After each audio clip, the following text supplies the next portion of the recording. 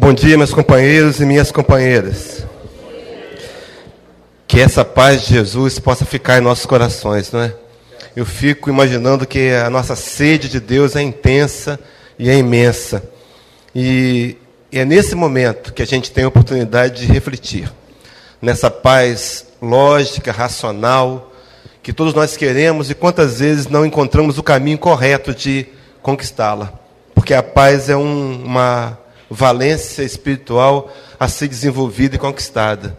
E está em nossas mãos a oportunidade de nos posicionar, de tomar uma decisão correta. Talvez tenha sido por isso que o Mestre Jesus, através de João Evangelista, teria deixado registrado que o tempo é chegado, a hora é, em que o Pai procura os verdadeiros adoradores, que o adorem em espírito e em verdade. Como é que seria então adorar em espírito? Como é que seria adorar verdadeiramente, com essa honestidade da alma, se nós não compreendermos a dinâmica do espírito? Então, a proposta do tema da manhã, agradecendo aí o convite da casa, é uma honra usar essa tribuna para falar do Evangelho de Jesus.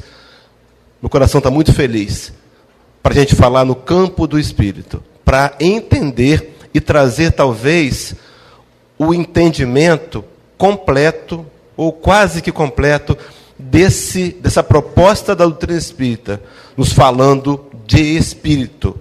Que saímos essa manhã daqui compreendendo, de fato, quem somos, espíritos imortais. Começando então, a gente vai falar desse espírito. Allan Kardec, mantendo uma linha de raciocínio perfeita, e até porque era um espírito perfeito, já perfeito, um grande líder, um grande trabalhador da equipe do Espírito de Verdade, daquela porção dos encarnados, dentre eles Gabriel Delany, Camilo Flammarion, Leon Denis, mas tinha ele a proposta e a incumbência de fazer as perguntas corretas.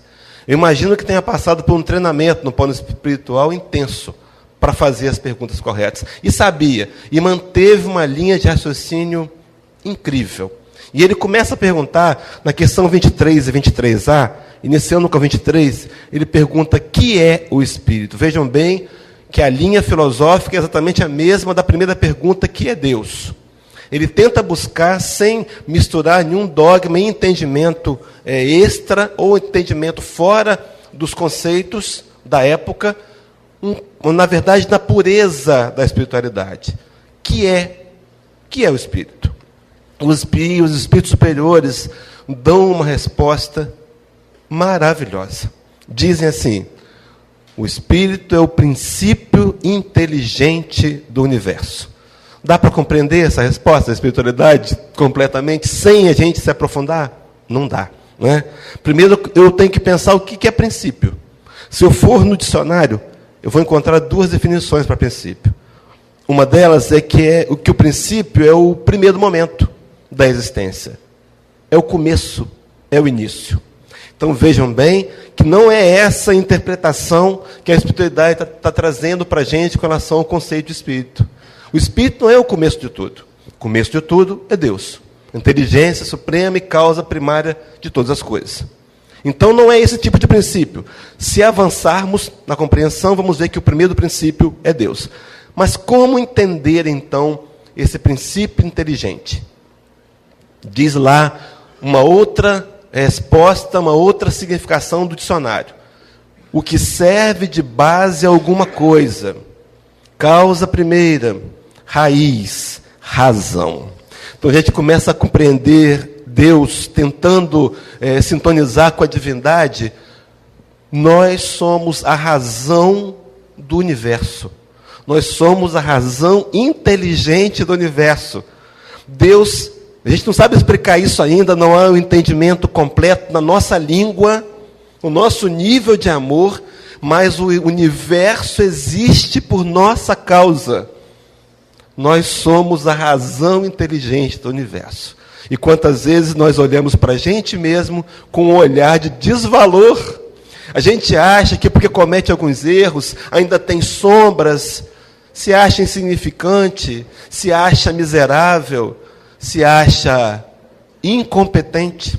Queridos, todos nós migramos para um encontro com a divindade. Paulo, o apóstolo, no Evangelho segundo o Espiritismo, diz que nós, a humanidade universal, nesse orbe e em todos os outros, gravitam em direção à unidade divina. Somos seres especiais, especialíssimos. Precisamos nos valorizar. O universo existe por sua causa. Júpiter existe por sua causa. O planeta Terra e todo o universo, e o que os cientistas hoje chamam de multiuniverso, existem por sua causa. Dá para entender isso ainda? Não. E nem dá para entender um Deus tão amoroso, um Deus que constrói, um Deus que cria, um Deus que nos acolhe o tempo todo com misericórdia e amor. Dá para entender esse tipo de amor de um Deus que ama o que ainda não existe? Sim, Deus nos amava antes da gente existir. É algo que ainda nos causa dificuldade de entendimento, porque nós ainda, no atual estágio de evolução que estamos, temos até dificuldade de amar quem nos ama. Amar os inimigos foi um grande desafio que o Cristo nos propôs. Amar inimigos é difícil. Por isso o capítulo 12 do Evangelho segundo o Espiritismo vem desdobrar isso de uma forma mais clara, mais simples, mas é um desafio. Deus já nos amava antes da gente existir. Que se tudo que eu vier a dizer aqui, a gente por acaso esquecer, guarda isso. Você é muito importante para Deus.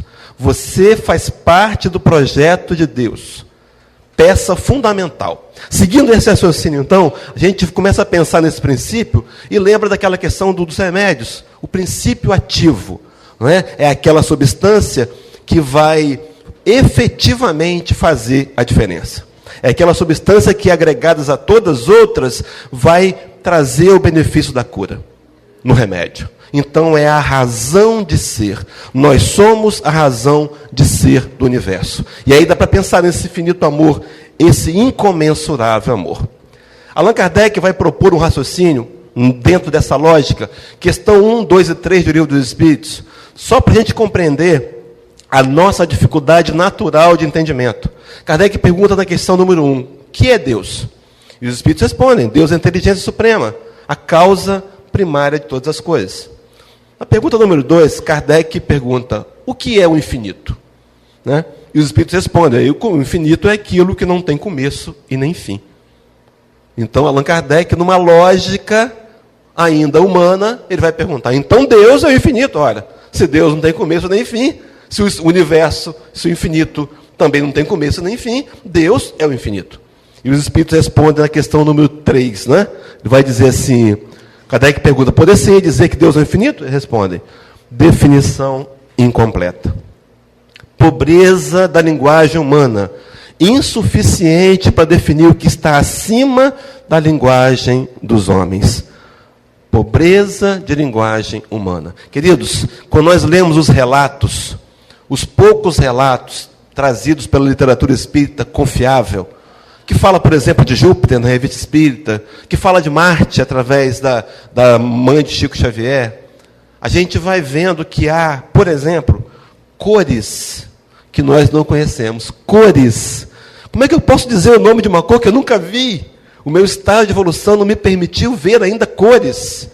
Imagina sentimentos. Há sentimentos, desdobramentos do amor incondicional. Imagina que para ser perfeito, para ser puro, a caminhada será longa. Imagina para ser Cristo, para ser um espírito crístico. Por isso João vai dizer para a gente que ele veio para o que era seus, e os seus não o receberam. Nós não compreendemos essa natureza de amor, essa luta profunda, porque nos falta a linguagem. Em paralelo com isso, já na questão 23A, Kardec vai dizer, perguntando, aprofundando, já que é a razão, o Espírito é a razão do universo, a inteligência da criação, ele vai perguntar qual a natureza íntima do Espírito. O Espírito responde, não é fácil analisar o Espírito com a vossa linguagem, mas uma vez fortalecendo para a gente essa dificuldade de entender. Não aqui desanimando os companheiros, porque dá para ter um entendimento muito mais profundo que tínhamos antes de termos recebido a revelação espírita. Hoje a compreensão é muito maior, mas vamos avançar em profundidade de entendimento ao longo das próximas encarnações, ao longo do processo de evolução moral. Mas vai dizer, para vós, ele, o Espírito, é nada, por não ser palpável. Para nós, entretanto, é alguma coisa. Ficai sabendo, coisa nenhuma é o nada, e o nada não existe. E aí Kardec, então, depois desse esclarecimento, sabendo que o Espírito é algo que existe, embora nós não o compreendamos, que é algo extremamente importante, ele vai perguntar numa dupla pergunta, 88 e 88A. Ele começa perguntando, o Espírito tem forma determinada, limitada e constante? Os Espíritos respondem, para vós não, para nós sim.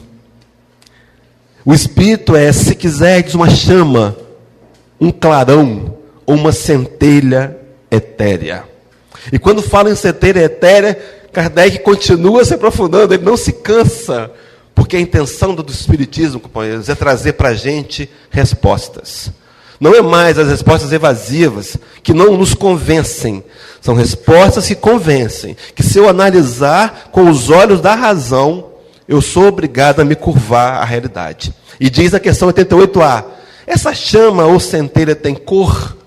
E responde os Espíritos, tem uma coloração que para vós vai do colorido escuro e opaco a uma cor brilhante, qual a do rubi, conforme o Espírito é mais ou menos puro, tal qual a cor do rubi. E nós propusemos aqui um gráfico de cores, começando do opaco, do sem cor, até a cor do rubi, até a gente chegar a esse brilho. Então há em nós, espíritos imortais, uma luz própria, uma construção. À medida que eu evoluo moralmente, eu construo luz em mim. E para que a luz? Para brilhar em mim e para brilhar para o outro. Não o brilho em mim, um brilho que me traga vaidade, não, mas o brilho que traga esclarecimento, porque a luz ilumina, a luz me informa. Por isso Cristo diria para a gente, naquele primeiro momento em que foi inquirido pelo fariseu, que estava o tentando, dizendo, qual é o grande mandamento da lei?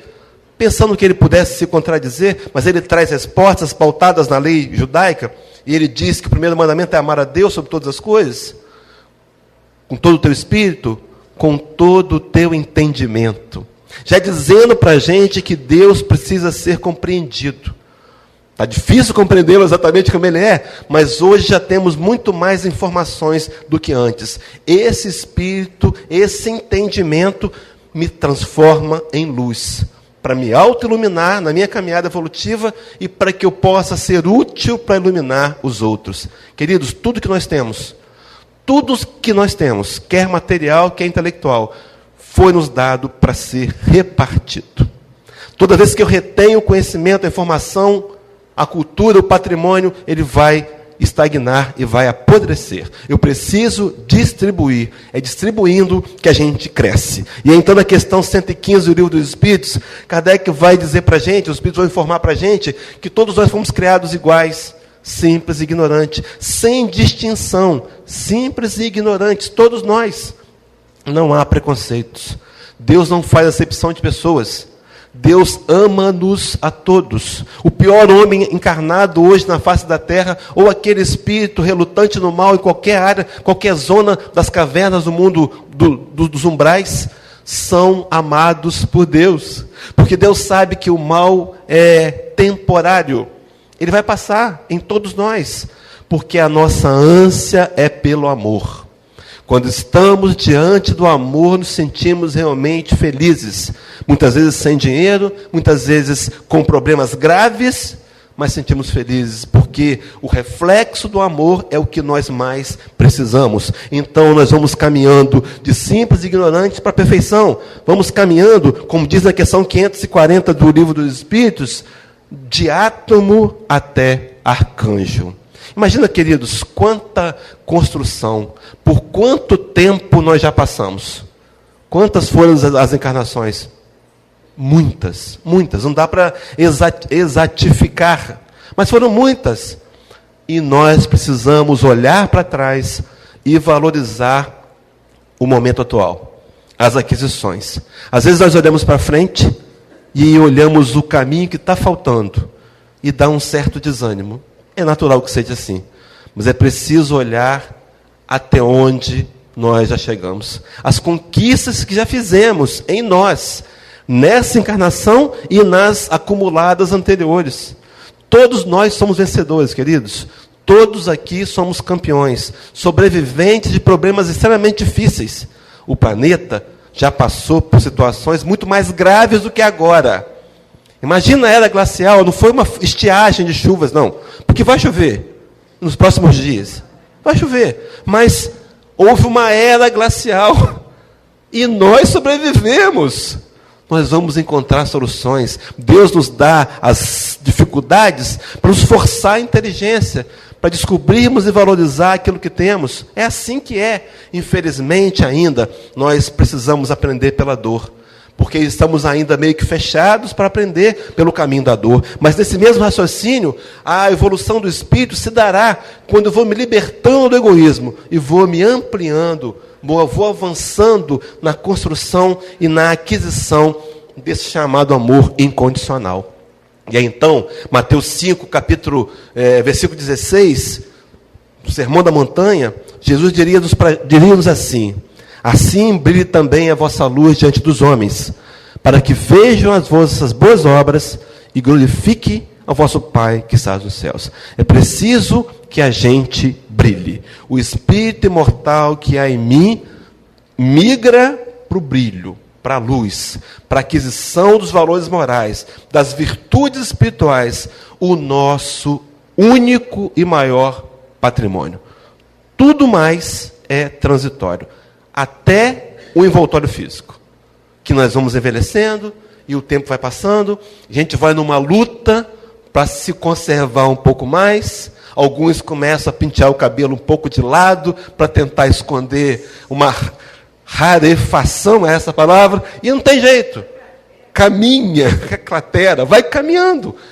Tudo se desgasta, mas o patrimônio imortal permanece para sempre. As aquisições morais, o que levaria o Cristo a nos sugerir, nos aconselhar, dizer: juntai para vós tesouros nos céus. E quantas vezes a minha preocupação, o meu problema hoje, está no nível material. Sofro porque não tenho. Deveria sofrer, sim, pelo que ainda não sou. Mas já que não sou o que gostaria de ser, eu devo olhar para trás e visualizar que não sou mais o que eu era. Eu não sou mais o que eu era. Hoje nós não fazemos as coisas que fazíamos. E quando as fazemos, num descuido qualquer, ficamos extremamente, profundamente tristes. Mas contamos com a ajuda da espiritualidade para nos reconstruir, recomeçarmos, sempre a cada dia de novo. Então, dito isso, como é que eu posso ampliar esse brilho? Queridos, tudo isso aqui até então foi introdução para a gente entrar no campo do Espírito. Vou abordar 2 campos espirituais aqui. Mas para que esse Espírito funcione, para que essa luz brilhe, eu preciso ter, como diz a questão 196 do Livro dos Espíritos, diz assim: não podendo os Espíritos aperfeiçoarem-se a não ser por meio das tribulações da vida corpórea, segue-se que a vida material seja uma espécie de crisol ou de depurador, por onde tem que passar os seres, todos os seres do mundo espírita, para alcançar a perfeição? Kardec, na pergunta, trazendo informações que já tinha obtido ao longo das perguntas, das 195 anteriores, ele vai dizer que nós precisamos de um corpo, de uma existência corporal. A evolução acontece fora do corpo também, mas intensifica-se quando eu encarno. É essa a função do corpo. Me experienciar, me experimentar, me mostrar as minhas capacidades reais. Porque algumas vezes eu as camuflo. Às vezes não tenho pleno conhecimento das minhas capacidades, das minhas potencialidades. E na matéria, então, agregada a esse corpo, é que eu tenho a oportunidade de crescer. Mas para que exista, vejam bem, companheiros, a lógica, há um corpo material e um espírito imortal. Necessário se faz uma interligação, uma interface entre esses 2 elementos, matéria e espírito. E aí então a espiritualidade vai dizer para a gente, na questão 196, continua a resposta: sim, é exatamente isso. Eles se melhoram nessas provas, evitando o mal e praticando o bem. Porém, somente ao cabo de mais ou menos longo tempo, conforme os esforços que empreguem. somente após muitas encarnações ou depurações sucessivas, atingem a finalidade para que tendem. Muitas encarnações. Necessários serão ainda pela frente muitas encarnações. Mas a partir dessa, com esse conhecimento, a nossa base de desenvolvimento será muito mais fácil e muito maior. Costumo comparar com um avião decolando, né? Na hora da decolagem, 90% das turbinas do avião estão acionadas. A força máxima da aeronave.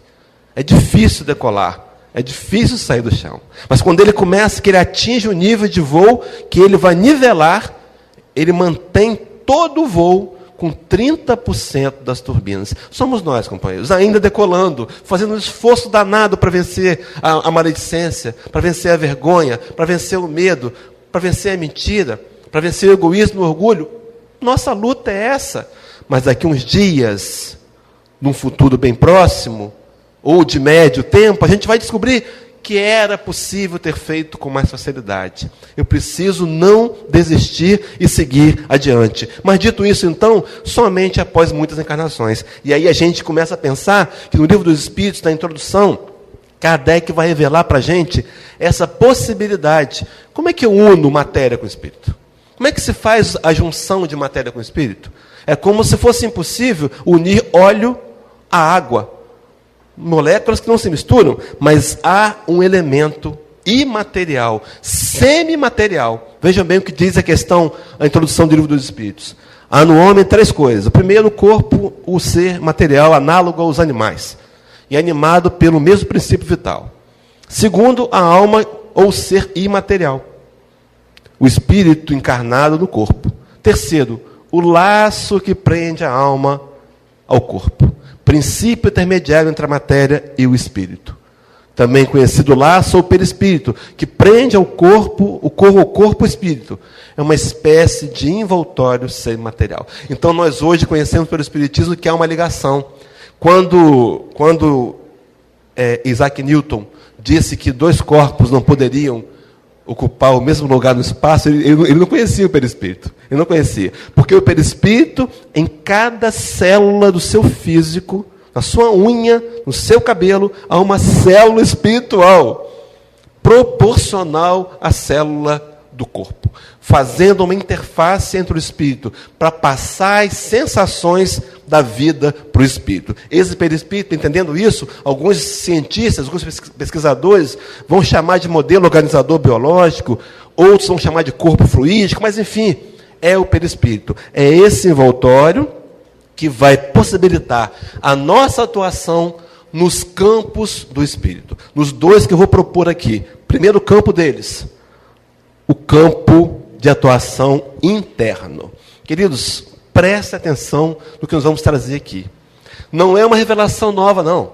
Nós estamos trazendo uma interpretação a mais natural possível. Vamos mostrar aqui, vamos exaltar aqui a nossa importância e o nosso valor. Isso aqui não é uma palestra de autoajuda, não. Não, é a palestra da realidade.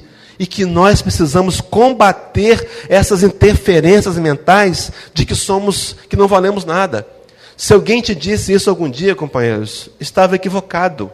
Não é uma informação que deve ser mantida, precisa ser rejeitada. Nós somos seres importantes e muito, vou mostrar por quê. Diz aqui no livro de Leon Denis, aquele companheiro contemporâneo de Allan Kardec, alguns anos mais novo do que ele, que seria o substituto do codificador se Kardec falhasse. Mas Kardec não falhou. Nesse mês de outubro, a gente comemora o mês de Kardec. Né? Muitas casas homenageiam com palestras. Está aí. Leon Denis seria o substituto. E nesse livro, O Problema do Ser, do Destino e da Dor, ele traz uma revelação no capítulo que tem como título As Potências da Alma. Ele vai falar de 4. 4 dessas potências. Vamos desdobrá-las rapidamente aqui. Diz a primeira potência da alma: vontade. Vontade. Todos nós temos vontades. Isso é uma percepção natural. Tem vontade de comer, tem vontade de não tomar banho, tem vontade de ir à praia, tem vontade. Vontade. Nós sabemos o que é vontade? Será que eu entendo que vontade é uma valência do espírito? É uma potência da alma? E potência é algo que pode fazer diferença.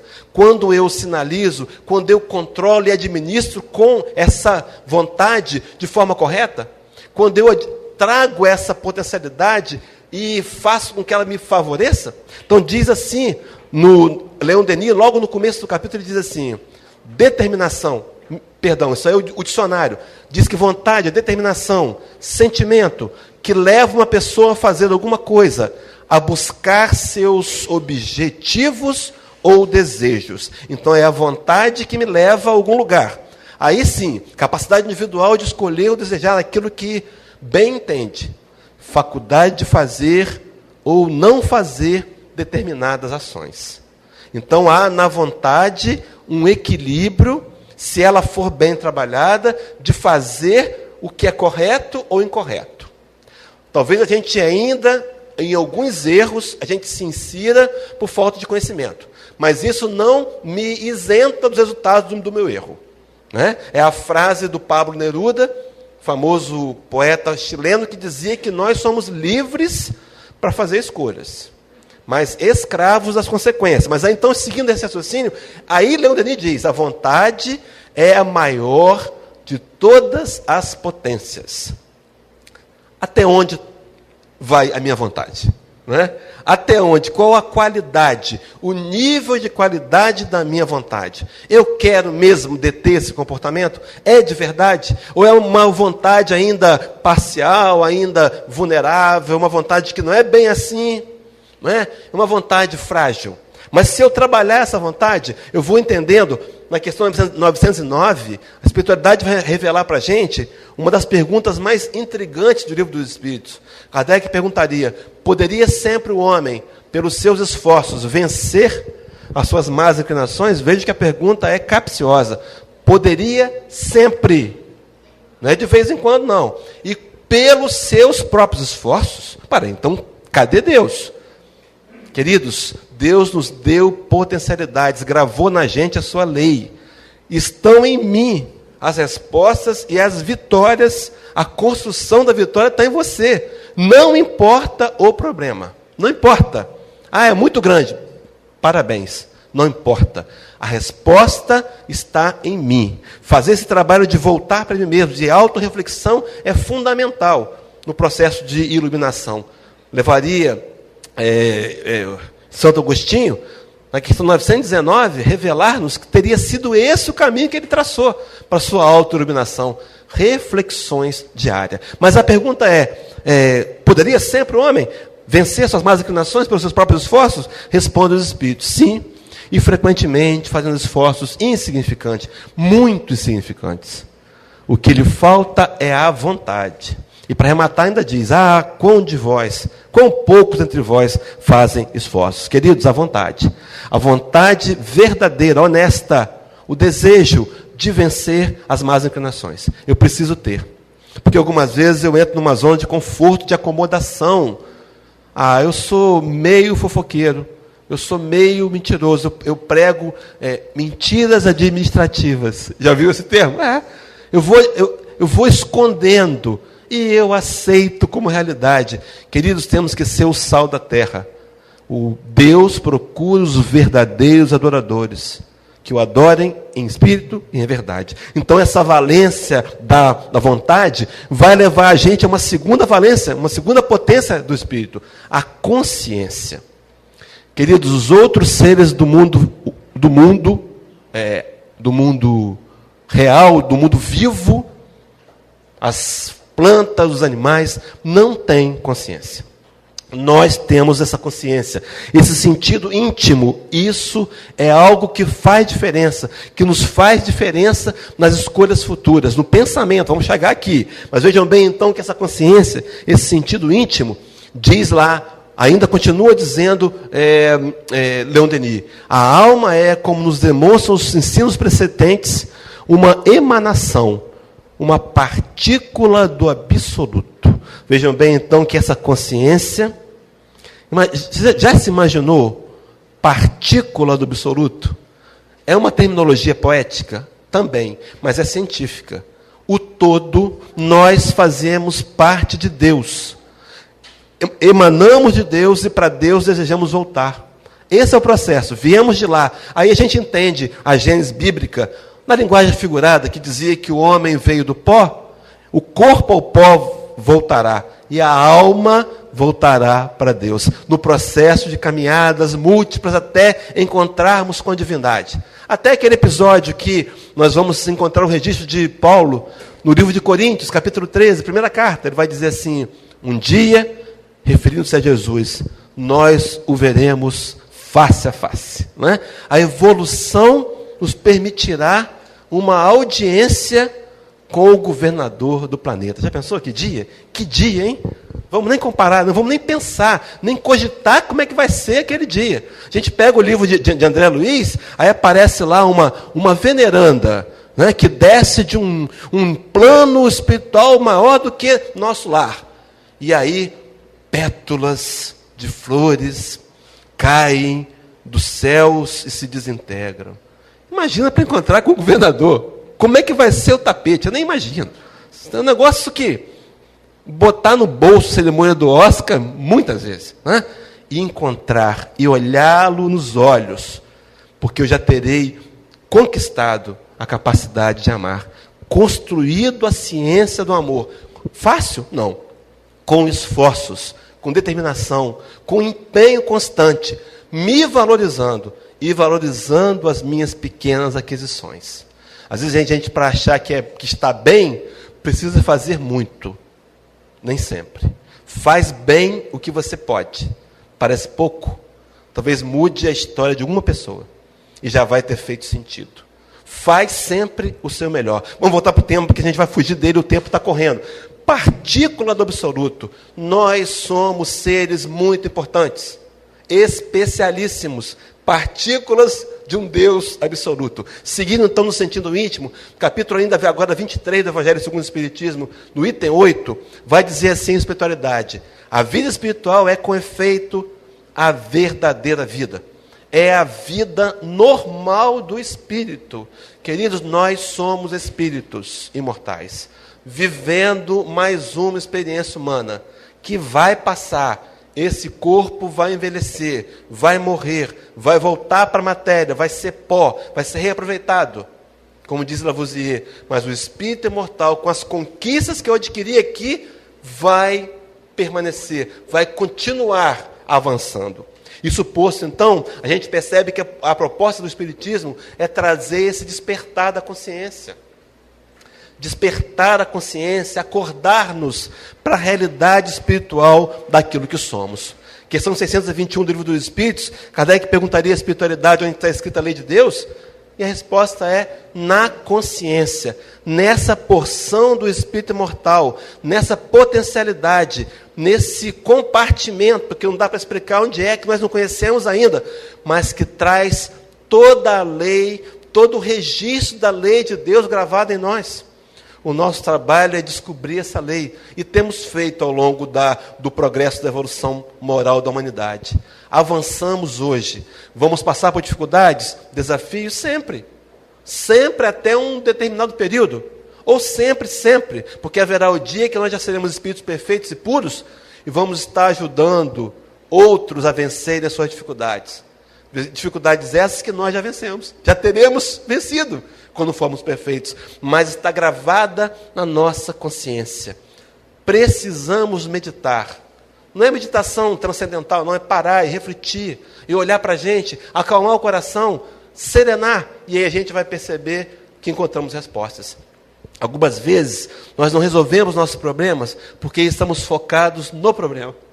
Focar problema não resolve o problema, sai dele, relaxa, pede uma ajuda espiritual, faz o culto do Evangelho no lar, faz uma leitura, faz um culto extra na sua casa, chama seus familiares, foca na serenidade. A resposta virá, a ideia virá, você será intuído ou inspirado, se for o caso, mas é preciso sair do problema, trazer e buscar as respostas que estão dentro de nós. Então a vontade vai me despertar a consciência, o sentido íntimo, e vai me levar, consequentemente, ao livre-arbítrio. A terceira valência espiritual, potencialidade trazida por Leon Denis. E esse livre-arbítrio é essa faculdade, liberdade de escolher. Nenhum de nós está aqui obrigado, não há imposições. Nós somos livres para optar pelo bem ou pelo mal.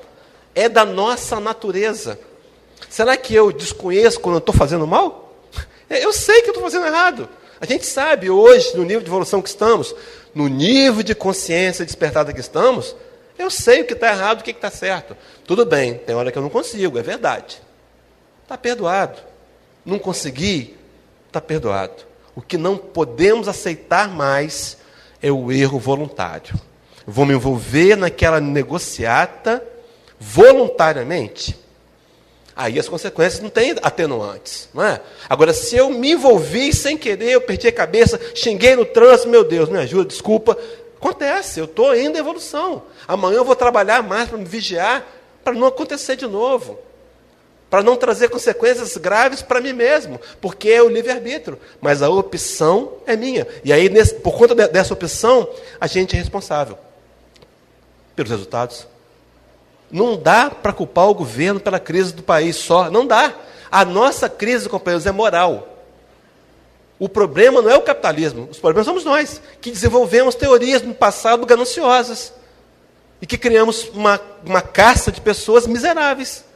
No erro é da sociedade. Vamos corrigir isso com uma guerra, com um conflito? Na Idade Média não deu certo. Montamos um exército, não deu certo. Piorou a situação. Matamos em nome do Nazareno divino. Agora é hora, queridos, a gente olhar os resultados em mim. O que você pode fazer? Vou dizer mais, hein? Tem gente ganhando dinheiro na crise. E muito mais do que ganhava antes. Crise é uma oportunidade. Dá para a gente reverter o quadro? Dá. Até para repensar a minha história. Né? Conhecido meu, tinha várias lojas comerciais no estado do Espírito Santo, e começou a crise e ele teve que vender algumas lojas. Passou as lojas e tal. Recentemente, no começo ele estava bem tenso com essa situação. Agora, recentemente, ele comentou comigo: rapaz, eu estou tendo mais tempo para viver agora. Agora eu não estou mais, porque ele vivia dentro de um carro. Sul do Espírito Santo, norte, sul, norte, Espírito Santo. Vivia dentro de um carro. E agora consegue ficar em casa, ver o filho, conversar, jogar um videogame. Melhorou para ele, a crise foi bom para ele. Porque às vezes a gente está buscando o a mais que não precisamos. O Livro dos Espíritos, questão 922, diz para a gente que para ser feliz, com relação à vida material, eu preciso de posse do necessário. Às vezes eu estou lutando pelo supérfluo. E estou desgastado. Né? E estou sofrendo, não é porque eu perdi, não. Eu estou sofrendo porque eu estou deixando de ganhar. É um raciocínio terrível. Deixei de vender e deixei de ter lucro, eu estou sofrendo. Eu não perdi nada ainda não. A crise, muitas vezes, está na fantasia de muitas pessoas que estão se alimentando e ganhando dinheiro com ela. Mas vamos voltar ao assunto. Meu Deus, não estou me perdendo tanto hoje. Responsabilidade e resultados por nossa conta. Por isso é preciso uma busca pelo aprimoramento moral. A resolução, a solução dos nossos problemas está no crescimento moral. Está em aprender a amar genuinamente, até atingir o nível de amor de Jesus. E aí, então, isso é aquisição de luz própria. No Livro dos Espíritos, questão 780, parte A, vai dizer assim para a gente: como pode o progresso intelectual engendrar o progresso moral? Responde os Espíritos: fazendo compreensíveis o bem e o mal. O homem, desde então, pode escolher.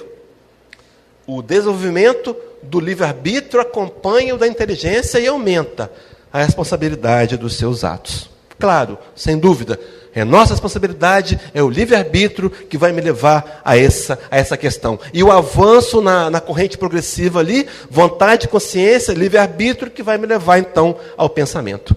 E o resultado, a quarta grande valência espiritual, potencialidade da alma, num trabalho no campo pessoal interno, o pensamento. Energia construtora. André Luiz vai chamar de matéria mental. O nosso pensamento constrói. Para de plasmar coisa ruim. Tem gente que é assaltado porque plasmou o assalto. fica pensando no ladrão todo dia. E ele vem. Ele é convidado, mais ou menos indiretamente, porque há, companheiros, uma capacidade no nosso pensamento, de alterar a aparente realidade. Nós podemos mudar o pensamento. É difícil? Não é um trabalho fácil, não, mas dá para, quando o pensamento vier, eu trocar de ideia, fazer uma prece, fazer uma oração, cantar uma música, fazer uma coisa diferente, porque a vontade vai me levar à consciência, ao livre-arbítrio, que vai me levar ao pensamento, e todas essas valências vão convergir para o amor. Vejam bem, para resumir, estamos aqui, o que estamos vivendo agora é para amar, é para aprender a amar. E precisamos tomar posse, sem querer aqui fazer, sem copiar, sem plagiar nossos irmãos evangélicos, mas tomar posse da nossa realidade espiritual e trabalhar essas potencialidades em nós mesmos, no campo interno do Espírito. Félenon, no Evangelho segundo o Espiritismo, capítulo 11, no item 9, ele vai dizer assim: o amor é de essência divina, e todos vós, do primeiro ao último, tendes no fundo do coração a centelha desse fogo sagrado. Vamos acender, vamos abanar essa centelha, esse carvão para iluminar, para acender essa chama do amor em nós. Começa a olhar as coisas à sua volta com amor. Coloca o óculos no amor. Tudo melhora. De uma hora para outra, instantaneamente. Ama a dificuldade. Começa a amar a dificuldade. Isso é fácil? É um desafio? Ama a dificuldade. E para completar, a gente passar para o campo externo do Espírito. Olha, eu tenho até as 10, não, comecei um pouquinho depois, né? Tem até... agora eu estou tranquilo. A mão fez assim, ó. Brincadeira, eu vou passar só uns 10 minutinhos. Lázaro, no livro no capítulo A Lei do Amor ainda, agora capítulo item 8, ele diz assim: o amor resume a doutrina de Jesus toda inteira, visto que esse é o sentimento por excelência, e os sentimentos são os instintos elevados à altura do progresso feito. Em sua origem, o homem só tem instintos. Quando mais avançado e corrompido, quando os instintos se corrompem, só tem sensações. Quando instruído e depurado, tem sentimentos. E o ponto delicado do sentimento é o amor. Não o amor no sentido vulgar do termo, mas esse sol interior, que condensa e reúne em seu ardente foco todas as aspirações e todas as revelações sobre o humano. Muito poético, né? O sol, esse sol interior que nos ilumina, é o amor. A nossa busca deve ser por amar e compreender que as situações da vida, todas elas, são oportunidades para aprimorar a qualidade do meu amor. Está claro, companheiros? Não é uma teorização, é uma revelação clara da doutrina dos Espíritos. Valoriza a partir de hoje a sua condição. Não importa o que você está vivendo, não importa o seu contra-cheque, não importa a família que você tem, não importa onde você trabalha. São oportunidades para aprender a amar. Aí a gente entra então no campo externo. Primeiro trabalho o interno, porque eu não posso te dar o que eu não tenho. Eu primeiro tenho que me amar. Eu primeiro tenho que me perdoar. É o auto-perdão. Quantas vezes, companheiros, a gente está querendo colocar a carroça na frente dos burros. Eu quero perdoar o outro e não consigo. Eu vou lá, a intenção é até boa, volta pior, né? Você vai lá pedir desculpas, vem com uma nova briga. Por que será? Porque eu não estou ainda conseguindo me perdoar, me aceitar como eu sou. Tenho falhas. Preciso olhar para essas falhas com amor, me perdoar. E aí, então, me perdoando, eu vou conseguir perdoar o outro. A dificuldade, a limitação, as falhas, que nas falhas essas, que todos nós nos igualamos. E aí vem a questão do campo externo. Essa vibração, o campo externo de atuação do Espírito. E aqui eu quero fazer algumas considerações muito importantes. Diz assim, para começar, né? A gente está aqui com um campo vibracional, e aí pessoas estão à nossa volta também com seus campos vibracionais. Pessoas encarnadas e pessoas desencarnadas. Espíritos no envoltório físico ou fora dele. com consciência e inteligência, mantida a forma perispiritual, emanando energias. Somos uma usina de força, companheiros. Uma usina. Há centro, há campos de força. A gente conhece 7 interligados, produzindo energia. Mas cada centro de força tem seus subcentros. Todas as células têm centros de forças, gerando energia. Somos uma usina. E essa energia expande, ela sai, ela vai, ela tem um campo de influências bilateral, formando contatos. E eu trouxe aqui para a gente entender isso. Como é que é essa? Aonde essa energia vai influenciar o outro? Aonde a energia do outro vai me influenciar? Será que eu posso fazer uma blindagem? Uma proteção? Como é que eu posso viver nesse mundo onde a minha aura choca toda hora com a aura dos companheiros em volta? E está aqui, ó, para encarnado, desencarnado, já falei. Como que eu vou agir diante disso? Eu trouxe aqui essa capacidade de expansão, eu trouxe microscopicamente para a gente ver aqui, ó. Acontece assim ali, ó. Está vendo aquele pontinho ali, ó? Ponto de associações energéticas. Então eu estou aqui agora, movido pelo ódio, pela raiva, vai passando um companheirinho invisível, que também odeia, encostou, faz uma ligação energética. Eu me associo. Nem é inimigo do passado, não. Não é obsessor, não. É um companheiro que passou ali. Acontece com desencarnados também. Já viu na fila do banco?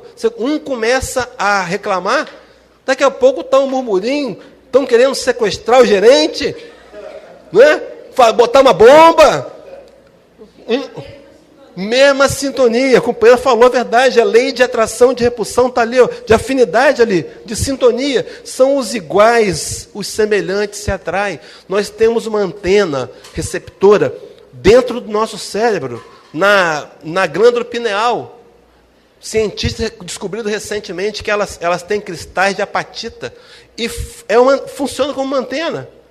André Luiz já tinha revelado isso para a gente em 1945, quando ele falava no livro Missionários da Luz, no capítulo chamado A Epífise. Já estava revelado, o cientista conheceu há pouco tempo. Uma ligação. Então a gente faz uma sintonia que emana da gente. Aí que está o ponto principal para você falar nessa manhã. Eu que vou sintonizar. Aí eu vou dizer assim, a minha vida está terrível, o meu obsessor me tortura. Eu estou deixando, companheiro. Senão, se eu mudar de sintonia, não tem obsessor que suporte o amor. Não tem obsessor que suporte luz. Ele vai se afastar naturalmente, mas isso é um trabalho. Então, essa atração, ela vem a nível de pensamento. Ela vem a nível de palavras e vem a nível de atitudes. Quantas vezes as minhas palavras estão minando a minha resistência? Eu acordo dizendo, hoje vai ser um dia terrível. Não aguento mais esse trabalho. A minha vida está um inferno. Eu estou alimentando a palavra, criando vibração. Opa, minha vida está um inferno, tem opção de gente que minha vida está um inferno, eu vou encontrando com eles, a vida vira um inferno. Eu tenho que começar a pensar que a vida é um céu. E que isso aqui é oportunidade de crescimento. E que eu tenho que aproveitar. E que não tem problema que não são vencidos. Nenhum. Companheiros, nós passamos pela era glacial. Como é que pode isso? Vamos passar pela seca, se não tiver mais água no mundo, vamos passar. Vão vir os dessalinizadores. Nós vamos inventar, porque a água no mar, o mar está cheio d'água. 2/3 do planeta é água. E está crescendo o nível de água. A raça humana não vai terminar por conta de água, não. Nós vamos dar jeito. A inteligência inspirada vai trazer uma solução. Estou dizendo que é agora não, porque vai chover. Vai chover muito. Prepare os guarda-chuvas aí, né? Os companheiros conhecem aquela história de uma seca muito grande, numa região lá do Nordeste. E aí, uma localidade muito católica.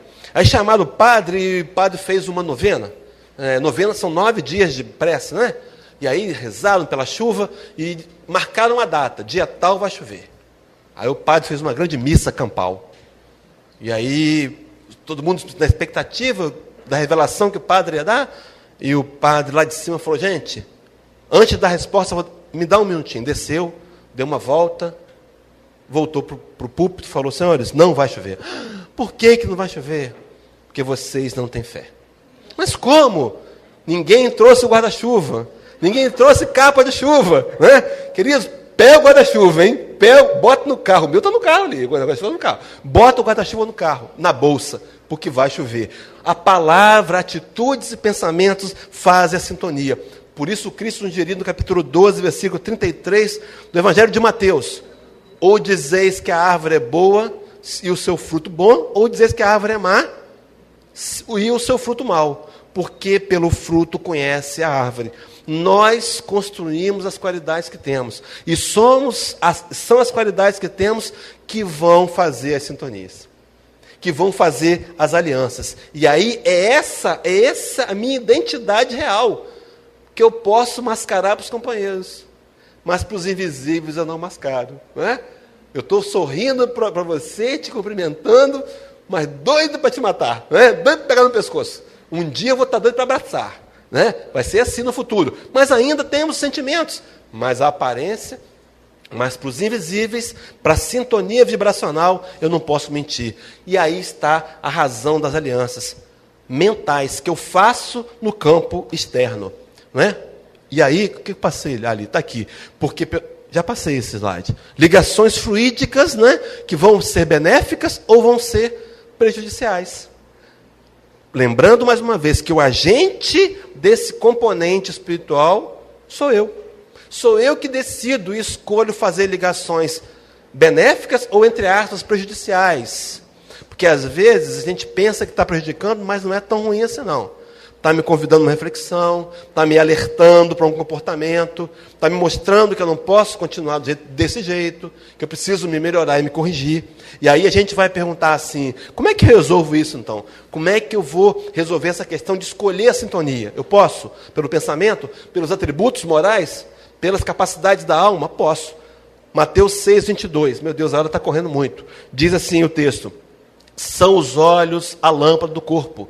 Se teus olhos forem bons, todo o teu corpo será luminoso. Se os olhos forem bons, não é? Todo o teu corpo será luminoso. É buscando essa luz na atuação do Espírito imortal que Tiago diria para a gente, no capítulo 4, versículo 7 da carta que ele nos deixou, dizendo assim: sujeitai-vos, pois, a Deus, resisti ao diabo e ele fugirá de nós. Tiago, em Jerusalém, cercado de um número de dificuldades, talvez tenha sido o discípulo, o apóstolo que mais sofreu, né? E Tiago, ainda permeado pela cultura judaica, vai usar a expressão diabo, que nem existia na Bíblia até o ano 400 da era cristã, mas esse é assunto para outra palestra. Então ele dizia assim: sujeitai-vos a Deus, resisti ao mal, entenda o diabo como mal, e o mal fugirá de vós. Por isso, no livro de Mateus, capítulo 6, versículo 13, ele vai dizer para a gente: e não vos deixes cair em tentação, na prece que nos propôs, mas livrai-nos do mal. Não é o mal externo, não é o perseguidor externo, não é o mal externo do obsessor, é o mal que está em mim que me faz a sintonia. Levaria Joana de Anjos, através de Valdo Franco, dizer: o mal que me faz mal não é o mal que as pessoas me fazem. Não é o mal externo. O mal que me faz mal é o mal que eu faço para as pessoas. Porque eu me sintonizo. E aí, diante desse quadro, nós temos que construir uma construção vibracional de amor e luz que vai vir através da caridade. A gente vai encaixar no mesmo lugar, no aprendizado do amor, porque a caridade é o amor na prática. A caridade é a palavra que diz: eu estou amando. É a atitude de amor que leva a amar. É um ciclo vivo. Um ciclo virtuoso. Eu vou servindo e aprendendo a amar. É a caridade. Levaria, então, a espiritualidade, a revelação espírita, dizer para a gente o conceito do Cristo sobre caridade. Ele vai dizer, primeiro, benevolência para com todos.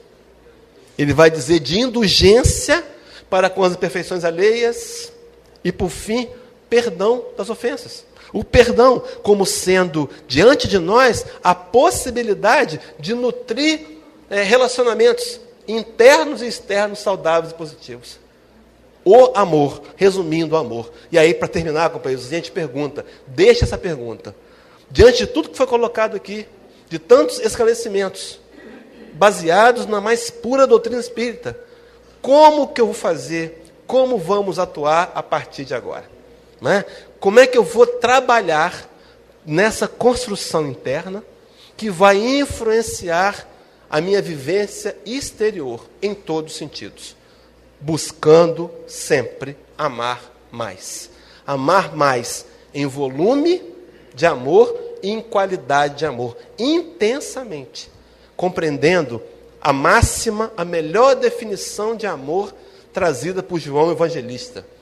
Deus é amor. E nós, humanidade universal, gravitando em direção à unidade divina, através dos átomos internos do amor, que nós possamos construir em nosso coração muito amor. Muita paz, companheiros.